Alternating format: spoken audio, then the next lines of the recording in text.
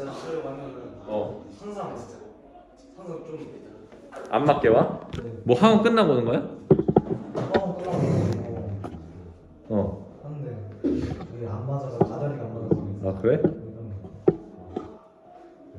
궁금해서. 맨날 같이 오니까 집에서 오는 건 아닌 것 같은데, 그치? 자, 일단 오늘 이거 좀 볼게. 영상을 찍어야 돼가지고 일단 좀 빠르게 봅시다. 자, 먼저 여기를 한번 보려고 하는데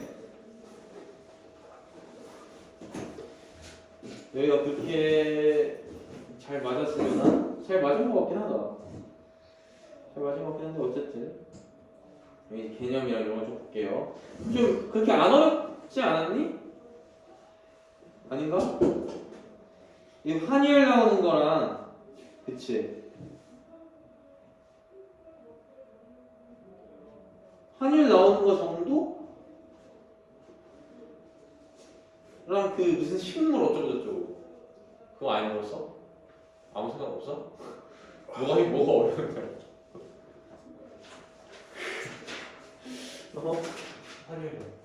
한율이 저도 그렇게 했어요. 환율? 알았어. 그럼 일단 오늘 좀 볼게. 오히려 여기 문학은 다 잘 맞았네. 그러면 첫 번째 문제? 네. 그래? 그러면 일단 넘어가고 환율 먼저 볼게.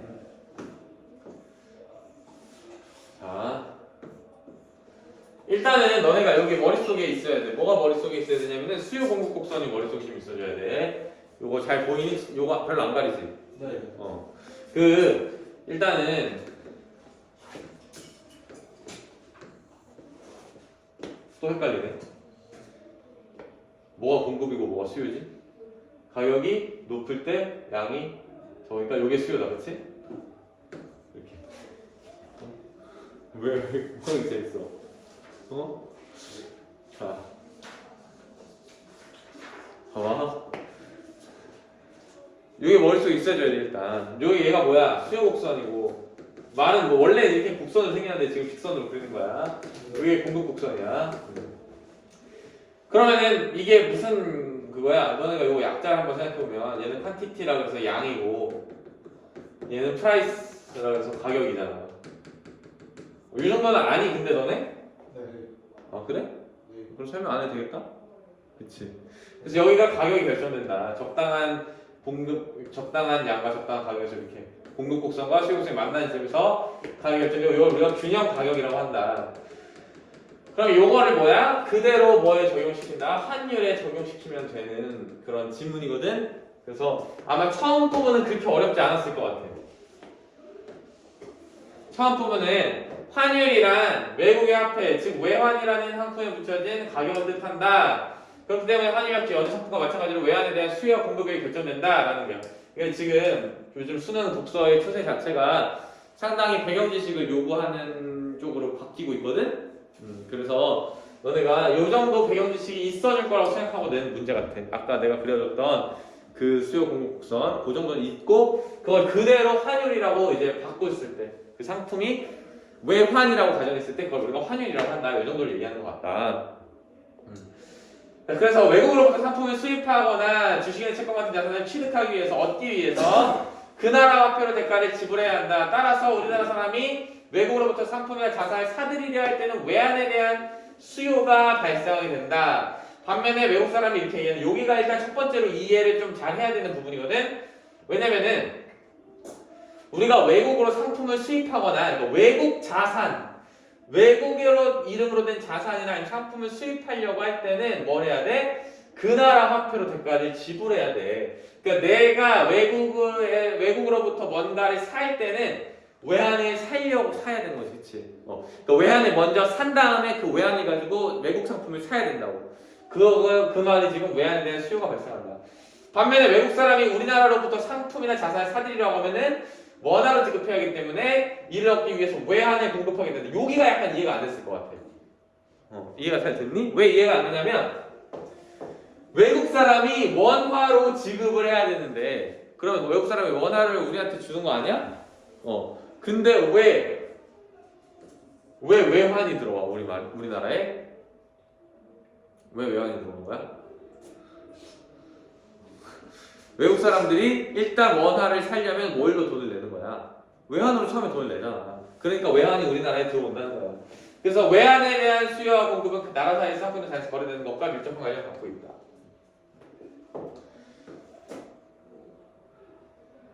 자, 그림은 달러화에 대한 수요 곡선과 공급 곡선을 보여주고 있다. 수평축은 외환 거래량, 그리고 수직축은 환율을 나타내고 있다. 환율은 1달러와 교환될 수 있는 원화의 크기를 뜻하므로 이는 곧 달러화의 가격이라고 볼 수 있다. 그러니까 환율이 올라간다는 게 무슨 뜻이고 내려간다는 게 무슨 뜻인지를 알아야 되는데 여기를 보면 알 수 있지. 환율이 올라가면 어떻게 돼? 우리 가치, 우리 원화에 대한 가치가 떨어지는 거야, 맞아? 그렇게 생각하면 돼. 그 반대로 생각해야 돼. 환율이 오른다는 건 원화 가치가 떨어진다. 반대로 환율이 오른다는 건 달러화의 가치가 오른다. 이렇게 달러화의 가격이 오르는 거니까. 그래서 지금 여기는 요 모양을 갖는 것에 대해서 지금 물어보고 있어. 자, 그렇게 되면 우리 기업이 수출한 상품의 달러 표시가 내려가게 되고, 봐봐, 원화의 대달러 환율이, 대달러라는 건 뭐야? 달러에 대한 환율이 900대 1에서 1000대 1로 올랐다. 그럼 우리 기업이 수출한 상품의 달러 표시 가격이 내려가게 된다. 이에 따라 우리나라의 수출이 늘어나게 된다. 이렇게 써있어. 우리 기업이 수출한 상품의 달러 표시 가격이 내려간다. 왜 그렇게 되는 거야? 우리 원화의 가치가 내려갔으니까 우리 물건을, 같은 물건을 더 저렴하게 구매할 거 아니야, 해외에서. 그치? 그러니까 외국에서 우리 물건을 사가지고 외국 시장에다 갖다 팔 때 더 저렴하게 팔겠지. 그 얘기야. 달러 표시 가격이 내려가게 된다. 그러니까 너네가 글을 읽으면서 구체적인 상황을 좀 생각해 봐야 돼. 이 말을 그냥 말 그대로 이해하지 말고 상상을 해. 너네가 외국 사람이라서 우리나라에서 유명한 물건 뭐가 있는지 모르겠지만 삼성 갤럭시 폰을 사가지고 외국에다 갖다 파는데 환율이 올라가지고 우리 원화 가치가 떨어졌어. 그러면 어떻게 되겠어? 더 갤럭시를 싸게 살 거 아니야, 그치? 그러니까 외국에다가 이렇게 표시하게 내려가게 된다. 이에 따라 우리나라의 수출은 늘어나게 된다. 또한 우리나라 주식이나 채권 같은 자산의 달러 표시가 떨어져 이들에 대한 외국인 투자도 늘어나게 될 것이다. 환율이 올라감에 따라 달러 외환의 공급량이 증가할 것이라는 결론에 도달한다. 이렇게 돼. 자, 그러면 수출이 늘어난다는 건 무슨 뜻이야, 여기서? 수출이 늘어난다는 거. 우리가 물건을 더 싸지는 거지, 우리 물건이. 그러니까 외국에서 많이 산다는 거야. 그치, 단순하게. 그러니까 얘도 어떻게, 우리는 만약에 경제 지식 좀 있는 애들이면 자연스럽게 얘기를 하겠지. 우리 원화 가격이 낮아져서 원화로 표시된 물건들의 가격이 낮아지고 가치가 떨어지니까 외국인들이 많이 살 거야. 그럼 우리나라 많이 팔 수 있겠지. 그 얘기야. 수출이 늘어난다. 만약에 그 배경 지식이 없으면 조금 어렵겠지. 환율이 올라가니까 외환의 공급량이 증가한다. 그런 결론이 돌아간다. 따라서 외환의 공급 곡선은 우상향하는 모양을 갖는다. 이번에는 그러니까 이 얘기가 뭐야? 우리가 만약에 환율이 올라가면 지금 여기서 봤듯이 외환의 공급이 늘어나니까 공급 곡선이 우상향한다. 이렇게 되는 거야. 수요가 어떤 영향을 받게 되는지 살펴보자. 환율이 오르면 외국 상품의 원화 표시 가격이 오를 것이다. 반대로 생각하면 돼, 그냥. 그래서 우리 물건을 외국에서 비싸게 팔아야 되기 때문에 달러가 많이 들어오지가 않아. 그래서 달러에 대한 환율이 올라감에 따라 달러에 대한 수요가 줄어든다. 수요량이 줄어든다. 모양은 받는다. 자, 외환 시장의 균형은 여느 상품 시장의 경우와 마찬가지로 수요 곡선과 공급 곡선이 교차하는 점에서 이루어진다. 즉, 이 점에서 균형이 이루어지는데 이 점이 의미하는 환율 E가 바로 균형 환율이다. 이렇게 써있어. 그런데 경기가 좋아져서 국민소득이 커지면 환율에는 어떤 변화가 오게 될까? 국민소득이 커지면 소비 지출도 함께 늘어나고 이에 따라 외국 상품의 수입도 늘어나 외환 수입 변화가 생겨 환율이 형성이 된다. 자, 보면 여기가 좀 이해가 어려워. 만약에 환율이 그냥 단순히 어떤 일이 있어서 조금 늘어나고 줄어들고 이런 게 아니라 경기 자체가 좋았어. 경기라는 건 뭐야? 경기는 돈의 순환이거든? 경기가 돈의 순환이라는 거는 돈이 잘 돌면 좋은 경기야. 뭐라고 했냐, 그거? 말이 생각나. 불경기의 반대말이 뭐지? 아무튼 그거야. 그래서 돈이 잘 돈다는 거야. 그럼 돈이 잘 돈다는 말은 반대로 또 다르게 생각하면 뭐야? 사람들이 돈을 많이 쓴다는 거거든. 돈을 많이 쓰면은 당연히 외국 상품도 많이 사겠지. 전체적으로 우리나라 국민들의 수요가 많아질 테니까. 그래서 외환시장 변화가 생겨 환율이 상승해야 된다 이렇게 되는 거지. 근데 여기가 있잖아. 배경지식이 정말 많이 요구하는 부분인데 문제에서도 이게 여기를 물어보고 있거든. 잠깐만 내가 어디다 표시했지? 여기 맞네. 요걸 읽을 때 그냥 경제 지식에 대한 배경이 없는 애들은 아 그렇구나 하고 마는데 경제 지식에 대한 배경 지식이 있는 애들은 요 말이 딱 보여. 뭘로 보이냐면은 요거 자체가 그래프 자체가 이렇게 올라간다는 게 그렇게 들려. 왜 그러냐면은 경제학에서 이제 요 두 가지가 다른 의미거든. 여기가 수요 곡선, 공급 곡선이고 여기가 양, 거래량, 여기가 가격인데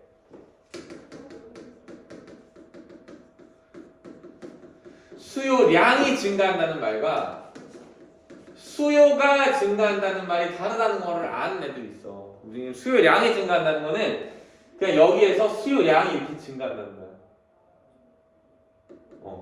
수요량이 뭐야?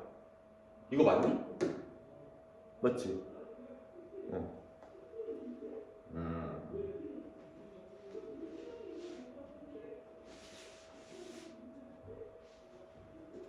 헷갈리네. 그래서 아무튼 간에 봐봐.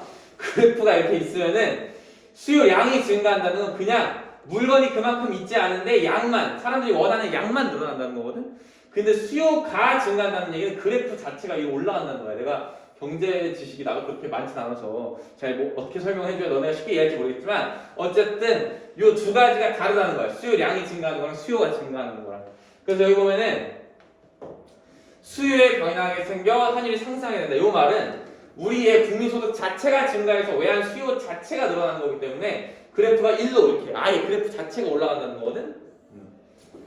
너네가 요 정도는 알고 있어주면 좋겠다. 그래서 너무 문제가 조금 지식을 요구하긴 하는데 어쨌든 그거를 바탕으로 만들어진 문제야. 그래서 요렇게 보기와 같이 변화되었을 때라고 했을 때 너네가 저게 체크가 되면 아 요게 외환 수요 자체가 늘어난 거구나. 그러니까 단순히 어떤 외환에 대한 사람들의 수요량이 증가한 게 아니라 우리나라 사람들의 돈 버는 씀씀이 자체가 커져가지고 국민 총소득 자체가 커져가지고 그래프 자체가 이동했다는 뜻이야. 요게 그래서 그걸 보면은 답이 국민 소득의 증가라는 말이 있어야 된다. 이렇게 찍을 수 있어. 그래서 조금 어렵긴 하지만 이런 식으로 구조가 돼 있다 문제가.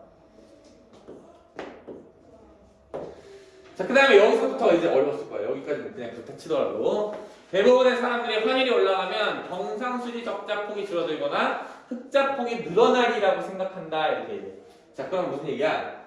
환율이 올라가면 경상수지라는 거는 우리가 총 수출한 거랑 수입한 거랑 이런 거를 따지는 거야. 그래서 우리가 수출을 더 많이 해서 돈을 많이 벌었으면 경상수지 흑자인 거고 우리가 수입을 더 많이 해서 돈을 번 것보다 쓴 게 더 많으면은 경상수지가 적자가 되는 거야. 그러면은 환율이 올라가면 어쨌든 경상수지 자체가 올라간다는 얘기 같은데 이 얘기를 보면 왜 그런 거야? 우리 아까 여기서 봤듯이 환율이 올라가면 우리나라 가치가 떨어지니까 외국에서 우리나라 물건을 더 많이 사려고 해? 안 사려고 해? 더 많이 사려고 하는 거야. 그러니까 어떻게 돼? 경상수지가 올라간다는 거야. 환율이 올라가면. 근데 그렇게 단순한 것은 아니다라는 얘기지. 이 얘기를 한번 좀 더 설명해주면 너네가 이 두 가지를 좀 고려해야 된다는 거야. 어떻게 생각을 해야 되냐면 내용을 좀 이해시켜 줄게. 자 봅시다. 환율이 올라가. 환율이 올라가면은 우리가 뭘 알 수 있어?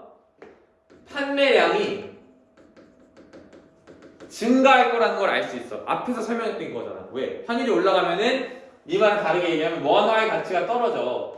그래서 외국 사람들은 원래 가지고 있던 돈으로 더 많은 우리 제품을 살 수가 있다고. 그치? 판매량이 늘어. 근데 중요한 건 뭐야? 중요한 건 가격이야, 가격. 가격은 떨어지는 거 아니야? 맞지? 그러니까 판매량이 늘었어도 가격은 떨어진 거야. 외국 사람들이 사는 입장에서 보면.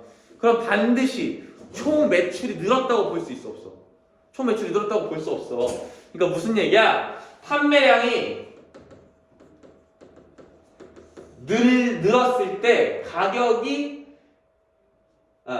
떨어진 거는 맞는 말이지. 이게 봐봐. 미안해. 다시 설명해 줄게. 봐봐. 환율이 올랐다는 거, 원화가 떨어졌다는 거잖아.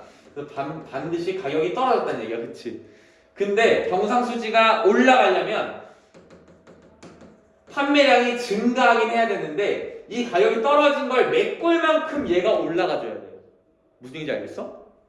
예를 들면 이런 거야. 우리가 원래 그냥 단순하게 1,000원짜리 물건이 있었어. 근데 환율이 떨어져서 우리가 얘를 500원에 살 수 있어. 외국 사람들이. 그러면은 500원 떨어졌으니까 원래 10개 사가지고 10,000원어치 구매하던 거를 10,000원이라는 예산이 똑같이 있으니까 20개를 사가지고 10,000원어치 칠 수 있어, 없어? 칠 수 있지. 근데 만약에 똑같이 10개 사면 우리나라 매출은 줄는 거 아니야? 이 원리야, 이 원리. 그러니까 만약에 가격이 떨어졌는데 판매량이 얼만큼 올라가줘야 돼? 적어도 21 정도 올라가줘야지 총 1,500원으로 해서 늘어난다는 거야. 이해되니? 그거를 얘기하는 거야, 지금 이 글이. 그래서 이걸 어떻게 설명하냐면 뭐라고 설명하냐면 가격 탄력성이 높아야 된다. 이 얘기는 뭐냐면 우리가 물건이 싸졌을 때 물건이 얼마큼 싸졌냐에 따라서 그걸 더 사고 싶어지는 욕구가 커진다는 뜻이거든. 다시 설명하면 가격 탄력성이 낮은 물건들은 가격이랑 상관없이 사람들이 그걸 다 사거나 안 사. 예를 들면 뭐가 있을까? 휴지. 휴지는 생필품이지. 한 팩에 5,000원일 때랑 10,000원일 때랑 사람들이 사는 양이 많이 차이가 날까? 안 차이나. 왜냐면 어차피 사서 써야 되거든. 그치? 근데 만약에 어떤 휴대폰, 너네가 좋아하는 거, 평소에 비싸서 잘 못 사는 거 할인한다, 조금만 할인한다 그래도 지금 살까? 그런 고민이 드는 거. 그런 게 어떤 물건들이야? 가격 탄력성이 높은 거야. 오케이? 그러니까 우리가 이 환율이 내려간 만큼 판매량이 많이 올라줘야지 경상수지가 올라간다. 이 얘기야, 지금. 지금 여기까지 그 설명을 한 거야. 여기 예를 들어줬어. 너네가 이해 못할까봐. 예를 들어 옛날에는 원화의 대달량이 1,000대 1이었는데 1,200대 1로 올랐다고 하자. 자동차의 국내 가격이 대당 1,200만 원이라고 할 때 이와 같은 환율 변화는 자동차의 수출 가격을 12,000달러에서 1만 달러로 낮추는 효과를 낸다. 그치? 이해되니? 환율이 올랐으니까 원래 1,200만 원에 한 달에 샀는데 이제 1,000만 원으로 살 수 있다는 거야. 오케이? 그래서 자동차의 수출 가격이 12,000달러에서 10,000달러로 낮추는 효과를 낸다. 그 다음에 대당 가격이 2,000달러의 미국 상업의 국내 가격은 200만 원에서 240만 원으로 뛰어오르게 된다. 환율 상승은 바로 이와 같은 상대 가격의 변화를 통해 수출을 늘리고 수입을 줄이는 결과를 가져온다. 그러니까 단순히 앞서 내가 여기 설명했던 수출이 늘어나는 것뿐만 아니라 우리의 수입도 줄어들어. 왜? 외국 상품이 비싸지니까.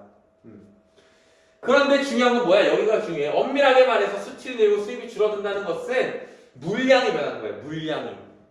그러니까 가격 곱하기 물량, 총 매출을 얘기하는 게 아니라 물량만 얘기해요. 물량. 그래서 환율이 상승 금액으로 따진 수출과 수입에 미치는 영향은 이와 다를 수 있다. 그치? 그러니까 총 매출은 다를 수 있다는 거야. 한편 수입의 경우에는 환율이 올라가면 따라 달러를 표시한 수입액이 반드시 줄어들게 된다. 환율이 올라가도 수입품 달러 표시에는 변화가 오는 겁니다. 똑같은 얘기하고 있는 거야. 그래서 보면은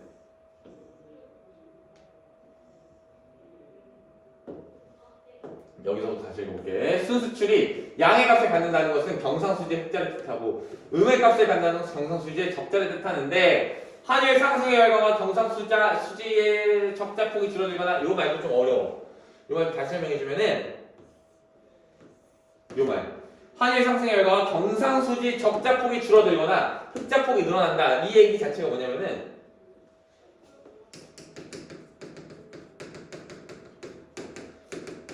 순수출 빼기 순수입, 순수입이야. 순수입. 오케이? 순수입.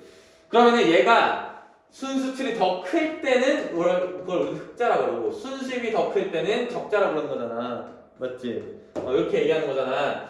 그런데 환율이 오르면 우리의 수출은 늘고 수입은 줄어드니까 당연히 흑자일 때는 더 흑자가 세지고 적자일 때는 적자 폭이 더 줄어든다 이 얘기야. 경상수지 요 값 자체가 올라간다는 얘기를 이렇게 흑자랑 적자로 나눠서 괜히 어렵게 얘기하고 있는 거거든. 자,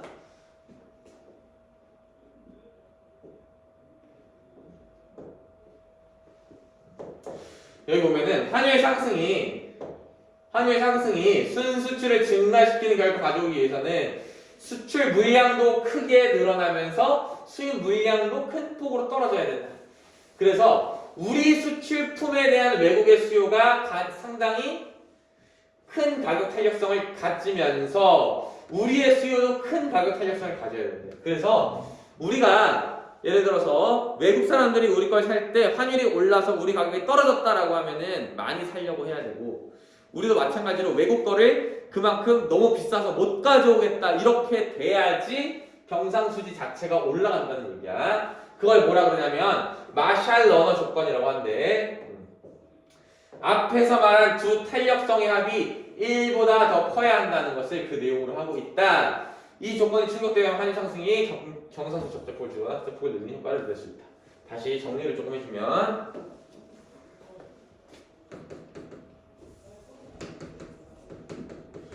이런 식으로 되는 거야. 글이 환율이 상승하면 먼저 우리의 수출은 늘어. 수출 늘어. 수입은 줄어. 근데 줄어든 수입의 양과 별개로 가격 자체가 어때? 올라가. 외국 상품은. 이건 외국 가격, 외국 상품 가격. 근데 수출이 늘고 우리 상품, 국내 상품, 외국에다 갖다 파는 수출하는 상품의 가격은 내려가. 그치?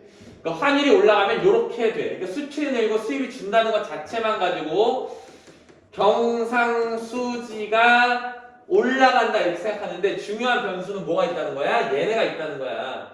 왜냐면 상품 가격 우리 건 내려가고 외국 건 올라가니까. 그치? 그러니까 뭔 얘기를 하는 거야? 이거랑 관계없이 이게 올라가려면 얘랑 얘가 많이 올라가고 많이 내려가줘야 되는 얘기야. 무슨 얘기인지 알겠니?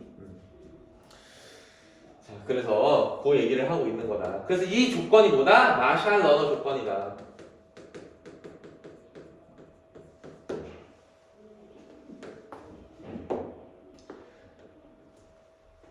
그래서 우리가 가격이 내려갔을 때 많이 사고 싶어져 라는 거, 가격이 올라갔을 때 많이 안 사고 싶어져 라는 거를 우리가 가격 탄력성이라고 하는데, 가격이 조금 변함에 따라서 사람들이 원하는 양이 많이 변할수록 가격 탄력성이 오르는 거야. 가격 탄력성이 큰 거야. 그러니까 우리가 가격이 떨어졌을 때 수출량이 많다 라고 하고 수입량이 많이 떨어지려면 두 상품 다 어때야 돼? 가격 탄력성이 커야 돼. 그러니까 마샬 러너 조건은 뭐야? 요거에 대한 가격 탄력성이 두 개가 합쳐져서 1 이상이 돼야 우리가 그거를 요렇게 경상수지가 올라갈 것이라는 기대를 할 수가 있다라는 얘기야.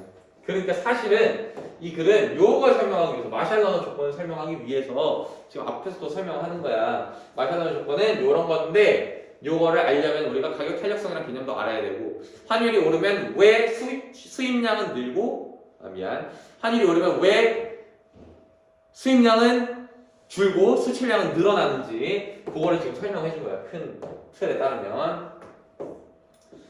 자, 그래서 5번 같은 거는 뭐 쉽게 빅글에 대한 설명, 환율의 결정 원리와 환율 변화에 따른 경제 현상을 설명하고 있지. 그치? 환율의 결정 어떻게 된다 그랬어? 환율도 마찬가지로 공급과 수요에 따라서 결정이 된다고 얘기를 했고, 그 다음에 환율 변화에 따라서 어떤 경상수지가 어떻게 되는지에 따른 그런 경제 현상을 설명하고 있다. 나머지는 뭐 아닙니까? 자, 윗글에 대한 이해. 외국 사람이 한국으로부터 상품을 사들이면 외환에 대한 공급이 발생한다. 조절을 나는 거. 저기 요거 글에 그대로 써있는데 한번 보면은, 외국 사람이 한국으로부터 상품을 사들인다. 그럼 뭐야? 한국으로부터 상품을 사들이려면 뭘로 결제해야 돼? 원화로 결제해야 돼. 원화로 결제해야 되는데, 원화로 결제하려면 뭘 줘야 돼? 처음에 외환을 줘야 돼. 그러니까 당연히 외환에 대한 공급이 발생한다. 외환의 공급 곡선은 우상향하고 수요 곡선은 우상향한다. 이거는 그냥 그래프 보면 알 수 있고 환율의 상승이 반드시 경상수지의 적자폭을 줄이거나 흑자폭을 늘리는 거 아니라 계속 그 얘기한 거잖아 지금 두 번째 정도부터 그치? 환율은 외국의 화폐에 부처니까요. 이러면 외환 시장의 수요와 공급에 의해 결정된다. 환율은 외국 화폐에 대한 부처가 의미한다. 여기까지 맞고 외환 시장에서 수요와 공급에 의해 이거만 또 그대로 써있지. 환율이 오르면 한국 기업이 수출한 상품의 가격 가격이 올라 수출량이 늘어나게 된다라고 하는데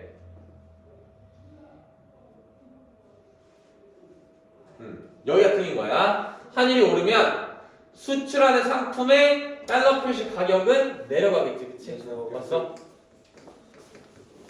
그런들이 숙제 했니? 그렇죠. 여기 84점.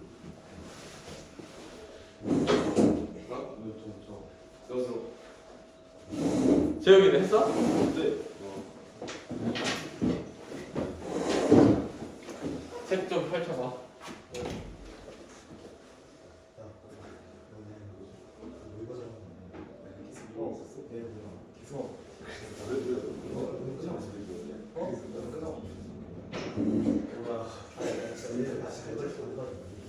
다음 주에 토요일. 다음 주에 봐도 돼? 너 어째 봐? 나 이거 오늘.